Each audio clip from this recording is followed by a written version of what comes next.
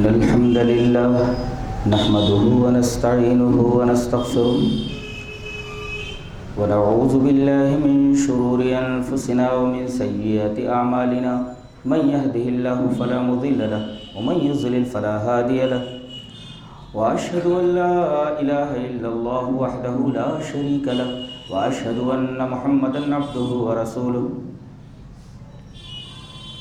يا أيها الذين آمنوا اتقوا الله حق تقاته ولا تموتن إلا وأنتم مسلمون يا أيها الناس اتقوا ربكم الذي خلقكم من نفس واحدة وخلق منها زوجها وبث منهما رجالا كثيرا ونساء واتقوا الله الذي تساءلون به والأرحام إن الله كان عليكم رقيبا يا أيها الذين آمنوا اتقوا الله وقولوا قولا سديدا يصلح لكم أعمالكم ويغفر لكم ذنوبكم ومن يطع الله ورسوله فقد فاز فوزا عظيما أما بعد فإن خير الحديث كتاب الله وخير الهدي هدي محمد صلى الله عليه وسلم وشر الأمور محدثاتها وكل محدثة بدعة وكل بدعة ضلالة الضلالة في النار أعوذ بالله من الشيطان الرجيم بسم الله الرحمن الرحيم ليس عليك هداهم ولكن الله يهدي من يشاء وما تنفقوا من خير فلينفسكم وما تنفقون إلا ابتغاء وجه الله وما تنفقوا من خير يوفى إليكم وأنتم لا تظلمون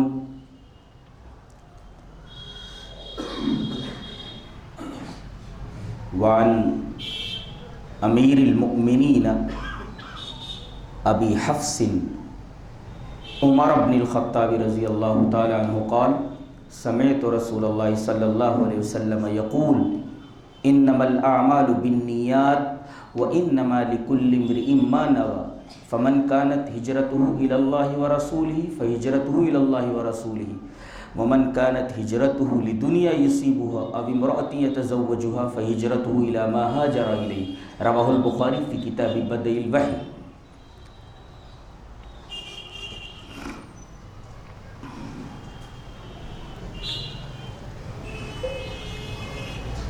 آئیے سب سے پہلے نیت کا مطلب سمجھیں۔ عربی میں نوا ینوی سے یہ لفظ بنا ہے نیت۔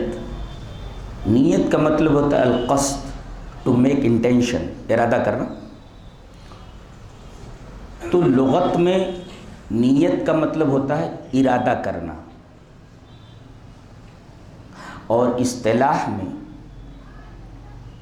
اصطلاح شریعت میں اس کی تعریف ہے، اس کی ڈیفینیشن ہے کہ العزم علی فعل العبادت تقربا الی اللہ تعالی، کسی عبادت کے کام پر پکا ارادہ کر لینا تاکہ اللہ خوش ہو جائے۔ تو ایک بات تو یہ ہوئی کہ وہ عبادت کا فعل ہو، اور دوسرے ارادہ پکا ہو، اور تیسرے وہ کام، وہ عبادت کسی اور کے لیے نہیں، صرف اللہ کے لیے ہو۔ تو اصطلاح شریعت میں نیت کے اندر یہ تین چیزیں معلوم ہوں۔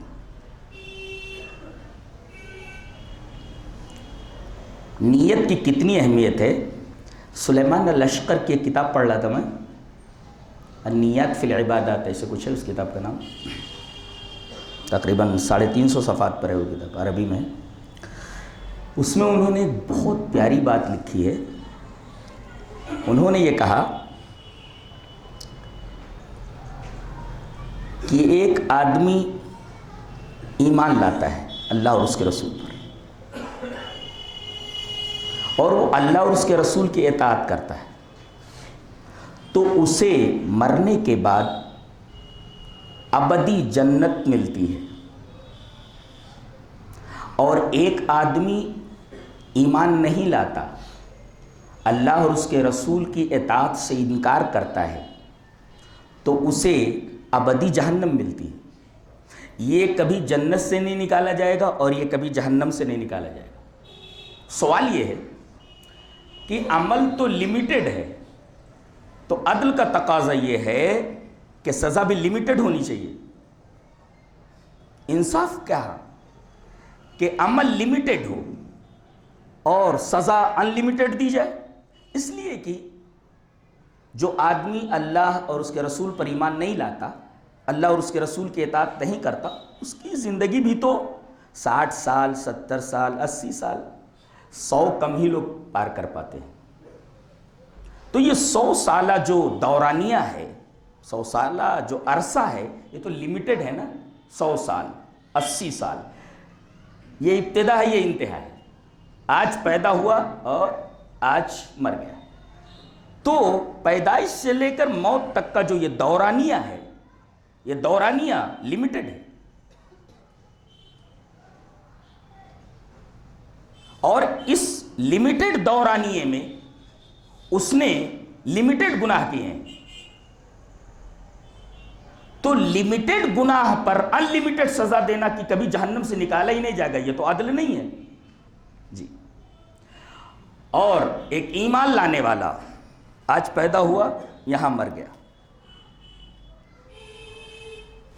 یہ دورانیہ بھی لمیٹڈ ہے، محدود ہے، اس کے اندر وہ محدود نیکیاں کرے گا، محدود اعمال صالحہ کرے گا۔ تو محدود اعمال صالحہ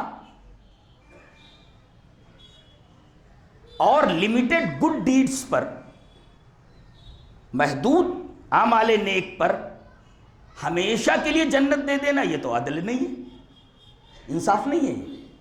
تو جواب دیا جائے،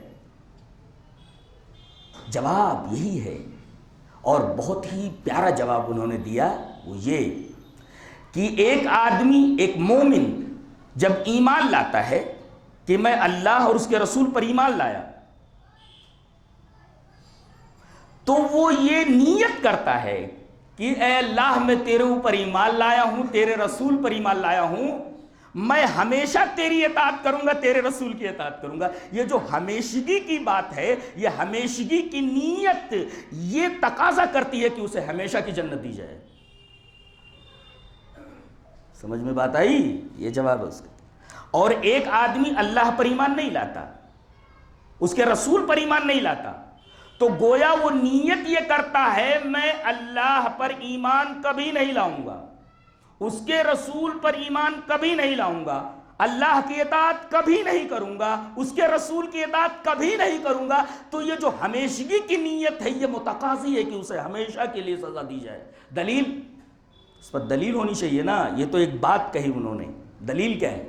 دلیل دیکھو، آدمی مرنے کے بعد اللہ کے حضور پیش ہو رہا ہے، اب وہ یہ دیکھ رہا ہے کہ میرے لیے سزائیں کیا ہیں، وہ یہ دیکھ رہا ہے کہ ماننے والوں کے لیے نعمتیں کیا ہیں، بہت پریشان ہو جائے گا، وہ ایک آرزو کرے گا، اللہ کے سامنے ایک بات رکھے گا۔ وہ بات کیا رکھے گا؟ سورہ مومنون میں اللہ تبارک تعالیٰ نے، قابل غور بات ہے، سورہ مومنون ہی میں ہے، ایمانیات کی بات چل رہی ہے تو سورہ مومنون میں یہ بات ہے، کیا رب ارجعون، اے میرے رب مجھے دنیا میں واپس لوٹا دے، کیوں؟ لعلی اعمل صالحا فیما ترکت، تاکہ میں پھر سے اچھے اچھے اعمال کر لوں اور مجھے جنت مل جائے، یہ نعمتیں مل جائیں جو ایمان لانے والوں کو مل رہی ہیں۔ اس کی یہ تمنا، اس کی آرزو ریجیکٹ کر دی جائے گی، کلا ہرگز نہیں، انہا کلمۃ هو قائلها، وہ ایک بات بول رہا ہے، خالی ایک بات ہے جو وہ بول رہا ہے، اگر ہم اس کو دوبارہ دنیا میں لوٹا دیں، وَلَوْ رُدُّوا لَعَادُوا لِمَا نُهُوا عَنْهُ، اگر ہم ان کو ان کے کہنے کے مطابق دنیا میں لوٹا دیں تو اللہ فرماتا ہے پھر وہی حرکت یہ کرنے لگیں گے۔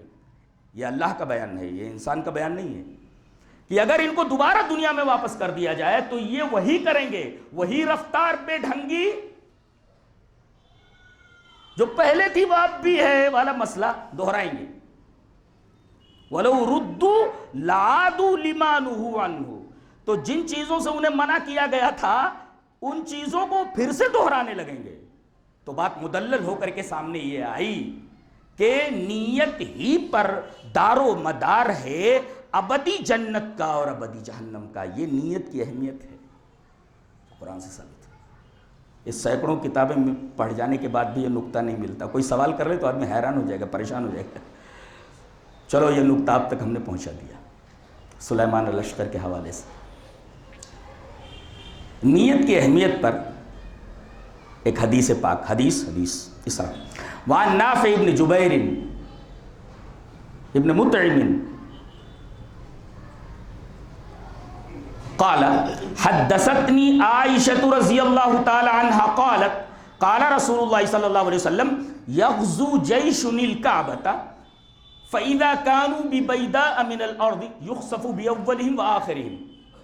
قالت قلت یا رسول اللہ کیف یخسف بأولهم وآخرهم وفيهم أسواقهم ومن ليس منهم.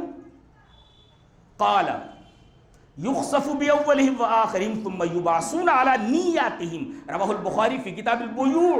حضرت امام بخاری رحمہ اللہ اس حدیث پاک کو ایسے ہی بخاری شریف کتاب البیوع کے اندر لائے. راوی حضرت نافع ابن جبیر ابن مطعم ہیں. وہ فرماتے ہیں کہ حضرت عائشہ رضی اللہ تعالی عنہ فرماتی ہیں کہ رسول اکرم صلی اللہ علیہ وسلم نے ایک دفعہ ارشاد فرمایا کہ قرب قیامت میں ایک لشکر چلے گا. جیش لشکر, ایک لشکر چلے گا. نیت کیا ہوگی؟ کعبہ کو ڈھانے کی. یغزو جیش الکعبۃ, ایک لشکر چلے گا قرب قیامت میں کہ کعبہ کو ڈھا دیا جائے, گرا دیا جائے.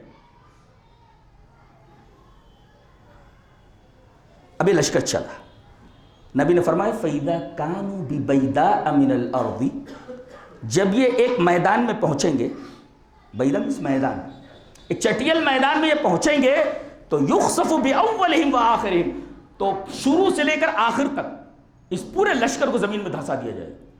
کوئی بھی زندہ نہیں بچے گا, ایک آدمی بھی زندہ نہیں بچے گا. اس کے اول کو آخر کے ساتھ زمین میں دھسا دیا جائے گا. یخسف بأولہم وآخرہم.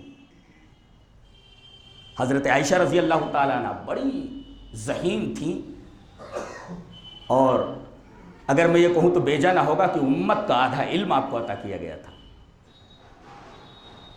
سوال کر بیٹھی, اللہ کے رسول ایسی بات کیسے کر رہے ہیں آپ؟ قالت, حضرت عائشہ فرماتی ہیں جب یہ حدیث میں نے نبی سے سنی تو میں نے سوال کیا, قلت یا رسول اللہ, میں نے سوال کیا کہ اللہ کے رسول کیف یخسف بأولہم وآخرہم, سارے لوگوں کو زمین میں کیوں دھسا دیا جائے گا؟ وفیہم اسواقہم, اس میں سارے لوگ تو کعبہ کو ڈھانے کی غرض سے نہیں جا رہے ہوں گے. ارے کچھ لوگ جب لشکر چلتا ہے تو اپنا سامان بیچنے کے لیے دکان لے کر کے چلتے ہیں. وفیہم اسواقہم, سوق مس مارکیٹ جمع اسواق, تو کچھ لوگ اپنا سامان بیچنے کے لیے اس لشکر کے ساتھ شامل ہو جاتے ہیں. ان کی نیت وہ نہیں ہوتی جو لشکر کی نیت ہے. وَمَن لَيْسَ مِنْهُمْ, وہ لشکر میں سے نہیں ہوتے, وہ ان کا مقصد کچھ دوسرا ہوتا ہے. وہ لشکر کے ساتھ اپنا سامان بیچنے کے لیے شامل ہو جاتے ہیں. اللہ کے رسول ان کو کیسے دھنسا دیا جائے گا؟ اور آپ فرما رہے ہیں کہ کوئی بھی زندہ نہیں بچے گا جو بھی ان کے ساتھ رہے گا. نبی کریم صلی اللہ علیہ وسلم نے بڑا پیارا جواب دیا, قال یخسف بأولہم وآخرہم, کوئی بھی زندہ باقی نہیں رکھا جائے گا, سب کو زمین میں اول سے آخر تک دھسا دیا جائے گا. پھر ثم یبعثون علی نیاتہم, پھر ان کو ان کی نیتوں کے اوپر اٹھایا جائے گا. اگر ان کی نیت کعبہ ڈھانے کی تھی تو سزا دی جائے گی, اور اگر کعبہ ڈھانے کی نہیں تھی تو ان کے ساتھ وہ معاملہ نہیں کیا جائے گا جو ان لوگوں کا تھا کہ ہم کعبہ کو ڈھا دیں گے.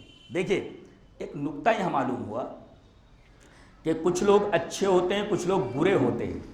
کبھی بھی برے لوگوں کی صحبت میں نہیں بیٹھنا چاہیے. خراب عمل کرنے والے, خراب نیت رکھنے والے, ان کے ساتھ صحبت نہیں رکھنی چاہیے. کیوں؟ اس لیے کہ جب اللہ کی گرفت آتی ہے تو اگرچہ وہ آدمی اچھا ہے لیکن برے لوگوں کی صحبت میں رہنے کی وجہ سے جب برے لوگوں پر گرفت ہوتی ہے تو وہ آدمی بھی بچتا نہیں ہے, اسے بھی پکڑ لیا جاتا ہے. تو صحبتیں اچھی رکھو, اچھی صحبت رکھو گے تو فائدہ ہوگا, اور بری صحبت رکھو گے تو آپ کا دنیاوی فائدہ بھی حاصل ہونے والا نہیں ہے اور اخروی فائدہ بھی نہیں ہونے والا, اس لیے کہ اگر گرفت ہوئی تو آپ نہیں بچیں گے. سعدی رحمہ اللہ نے ایک بڑا اچھا ایک قصہ بیان فرمایا ہے. کہا کہ گلے خوشبوئے در حمام روزے رسید از دست محبوب بدستم بدو گفتم کہ مشکی یا عبیری کہ از بوئے دل آویدے تو مستم وہ گفتہ من گلے ناچیز بودم ولیکن مدت باگل نشستم جمال ہم نشی در من اثر کرد وگرنہ من ہما خاکم کی ہستم. وہ کہتے ہیں کہ میں ایک دوست کے ہاں گیا تو میں نے کہا کہ بھئی کھانا کھانے سے پہلے میں ذرا نہانا چاہتا ہوں. تو اس وقت اس طریقے کے صابن وغیرہ تو موجود نہیں تھے, اور صابن بھی کیسا, عجیب بات ہے, صابن رہے گا نہانے کے لیے, اس پر ایک نیم اوریاں عورت کی تصویر بنی رہتی ہے. یہ بھی عجیب معاملہ ہے. اس صابن سے اس نیم اوریاں عورت کی تصویر سے کیا ربط ہے, ان کے درمیان کیا تعلق ہے, اللہ بہتر جانے. تو کہہ رہے ہیں کہ تھوڑا نہانا چاہتا ہوں میں. تو اس نے لا کر کے ایک مٹی دی. بعض مٹیاں ایسی ہوتی ہیں صابن سے اچھی ہوتی ہیں. ٹی وی وغیرہ کے اوپر بتایا جاتا ہے کہ دیکھو فلاں جگہ یہ دیکھو آدمی مٹی سے نہا رہا ہے, اور مٹی ایسی کہ سینکڑوں صابن اس کے اوپر قربان کیے جا سکے. تو ان کو مٹی ایک دی گئی, مٹی کے اندر خوشبو آ رہی تھی. جب میں نہانے لگا میں نے کہا مٹی سے خوشبو, تو میں نے خود اسی مٹی سے پوچھ لیا بدو گفتم کی مشکی یا عبیری کہ ازبو یا دلاوے دے تو مستم, کہ میں نے اس مٹی سے پوچھا کہ تم مشک ہے یا عبیر ہے, اس لیے کہ میں تیری دلاویز خوشبو سے تو مست ہو گیا ہوں. تو مٹی بولی وہ گفتہ من گلے ناچیز بودم ولیکن مدت باکل نشستم, میں تو ایک ناچیز مٹی تھی مگر میں ایک مدت تک پھول کے ساتھ رہی ہوں. جمال ہم نشین در من اثر کرد وگرنہ من ہوا خاکم کی ہستم, میرے ہم نشین کی خوبصورتی نے میرے اندر اثر کر دیا, ورنہ میں تو وہی مٹی کی مٹی ہوں. پتہ یہ چلا کہ انسان تو انسان, بے جان چیزوں پر بھی ماحول کا اثر ہوتا ہے. چیزیں بے جان بھی ہوں تو ماحول